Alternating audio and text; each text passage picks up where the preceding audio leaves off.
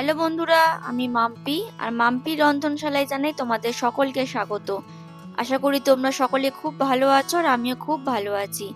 আজ আবার একটা ভিন্ন স্বাদের রেসিপি নিয়ে তোমাদের সকলের কাছে হাজির হয়েছি। তবে আজকের রেসিপি কিন্তু মাছ মাংস বা কোনো ডিমের নয়। আজ তোমাদের সাথে শেয়ার করব কলমি শাক ভাজা। এই শাক যেমন খেতে গরম ভাতের সাথে দুর্দান্ত লাগে, তেমনি এই শাকের গুণাবলী কিন্তু প্রচুর। এই শাক আমাদের রোগ প্রতিরোধ ক্ষমতা বাড়ায়, রক্ত শূন্যতা প্রতিরোধ করে, এছাড়াও হজমে সাহায্য করে, আমাদের হাড় মজবুত করে, দৃষ্টিশক্তি বাড়িয়ে তোলে। এতগুলো গুণসম্পন্ন শাক কিন্তু আমাদের আশেপাশেই হতে দেখা যায়। এছাড়াও কিন্তু বাজারে খুব সহজে তোমরা এই শাক পেয়ে যাবে। তাহলে চলো বন্ধুরা, আজকের এই শাক ভাজা রেসিপি তোমাদের সাথে শেয়ার করে ফেলি। আজকে রান্নার জন্য যে উপকরণগুলো লাগছে চলো সেগুলো আগে তোমাদের দেখিয়ে দিই। দেখো, এখানে কলমি শাক আছে। এখানে 2 বাটি কলমি শাক আমি ভালো করে বেছে পরিষ্কার করে ধুয়ে একেবারে কুচি কুচি করে কেটে রেখেছি। এখানে আছে নুন, চিনি, কাঁচা লঙ্কা কুচি, এখানে আছে রসুন কুচি। 8-9টা রসুনের কোয়াকে আমি একবারে কুচি কুচি করে কেটে রেখেছি। এখানে ছোট সাইজের 2টো পেঁয়াজকে আমি একটু মোটা মোটা ডুমো ডুমো করে কেটেছি। আর এখানে আছে একটা শুকনো লঙ্কা। আর আজকের এই শাকটা ভাজতে আমাদের সর্ষের তেল লাগবে। তাহলে এই হচ্ছে আজকে রান্নার উপকরণ। এবার আমি গ্যাসের মধ্যে একটা কড়াই বসিয়ে দিয়েছি আর কড়াইটা খুব ভালো করে গরম করে নিয়ে এখানে দিয়ে দিলাম সর্ষের তেল। তারপর তেলটাও খুব ভালো করে গরম করে নেব। তেলটা খুব ভালো মতো গরম হয়ে গেলে এবার দিয়ে দেবো একটা শুকনো লঙ্কা। লঙ্কাটাকে এই মাঝখান থেকে ছিঁড়ে দিয়েছি। তারপর দিয়ে দেবো রসুন কুচি আর কাঁচা লঙ্কা কুচি। আর সবশেষে দিয়ে দেবো ডুমো করে কেটে রাখা পেঁয়াজের টুকরোগুলো। তারপর সমস্ত কিছু খুব ভালো করে নেড়ে চেড়ে একটু ভেজে নেব। এই রসুন পেঁয়াজটা যখন ভাজবে তখন কিন্তু গ্যাসের ফ্লেমটাকে মিডিয়ামে রেখে ভাজবে। হাই ফ্লেমে ভাজলে কিন্তু খুব তাড়াতাড়ি রসুনগুলো পুড়ে যাবে, যেটা খেতে একদম ভালো লাগবে না, তিত করে ভাব হয়ে যায়। তাই লো টু মিডিয়াম করেই কিন্তু পেঁয়াজ আর রসুনটাকে ভালো করে একটু ভেজে নিতে হবে। আর তোমরা দেখে বুঝতেই পারছো আমি ঠিক কিরকম ভাবে কতটা ভেজেছি। একটু নরম নরম হয়ে গেলেই এবার এখানে দিয়ে দেবো কেটে রাখা সমস্ত শাকগুলো। যেহেতু শাকের পরিমাণটা এখন বেশি রয়েছে তাই নাড়তে একটু অসুবিধা হবে, তাই আলতো হাতে খুব সাবধানে আস্তে আস্তে একটু নাড়িয়ে চাড়িয়ে ফোড়নের সাথে মিশিয়ে নিতে হবে। তবে এখনই কিন্তু শাকের মধ্যে নুন দেবে না, নুন দিলে কিন্তু শাক থেকে প্রচুর পরিমাণে জল বেরোবে। তাই প্রথমে নুন ছাড়া শুধু ফোড়নের সাথে একটু ভালো করে নাড়িয়ে চাড়িয়ে মিশিয়ে নিয়ে ঢাকা দিয়ে হাই ফ্লেমে 3-4 মিনিট একটু রান্না করে নেব। ফিরে এলাম 3-4 মিনিট পর। এবার কড়াই থেকে ঢাকনাটাকে সরিয়ে নিয়ে তোমাদের দেখিয়ে দিই।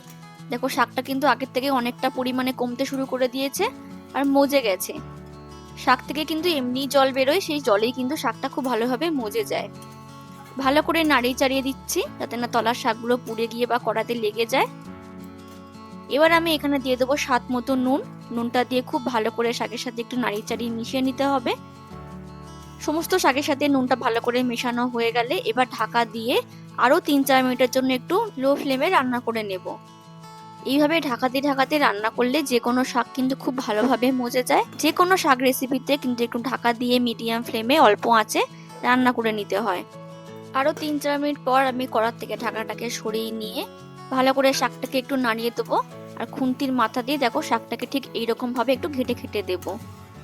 শাকটা কিন্তু প্রায় নরম হয়ে এসেছে। এইভাবে ঘেটে ঘেটে দিলে শাকটা কিন্তু খুব ভালোভাবে রান্না হয়ে যাবে, যেটা কিন্তু খেতে খুবই ভালো লাগে। আমি এখানে আর ঢাকা দেব না। আর দেখে নিশ্চয়ই বুঝতে পারছো শাকের মধ্যে কিন্তু এখনো একটা জলজলে ভাব রয়েছে। এটাকে ঢাকা খোলা অবস্থাতেই আরো কিছুক্ষণ একটু রান্না করে নেব, যতক্ষণ না শাকের মধ্যে থেকে জলটা একেবারে শুকিয়ে যাচ্ছে।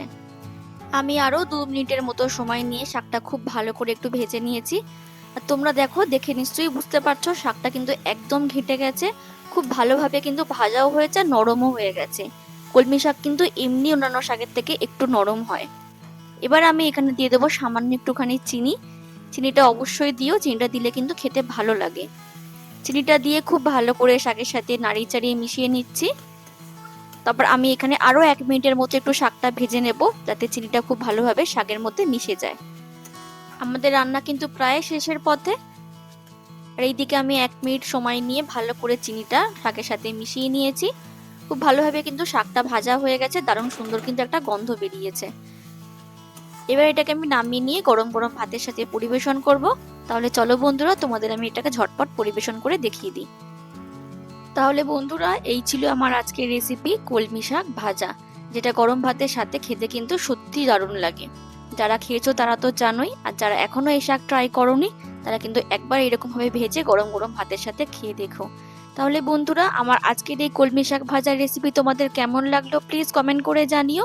ভালো লাগলে প্রতিবারের মতো একটা লাইক করে দিও। আর যেসব বন্ধুরা আমার চ্যানেলে নতুন ভিডিও দেখছো তারা আমার চ্যানেলটাকে সাবস্ক্রাইব করে নিয়ে আমার পাশে থেকো। দেখা হবে খুব তাড়াতাড়ি এরকম একটা ভিন্ন স্বাদের রেসিপি নিয়ে। ততক্ষণের জন্য ভালো থেকো, সুস্থ থেকো এবং অবশ্যই সাবধানে থেকো। টাটা।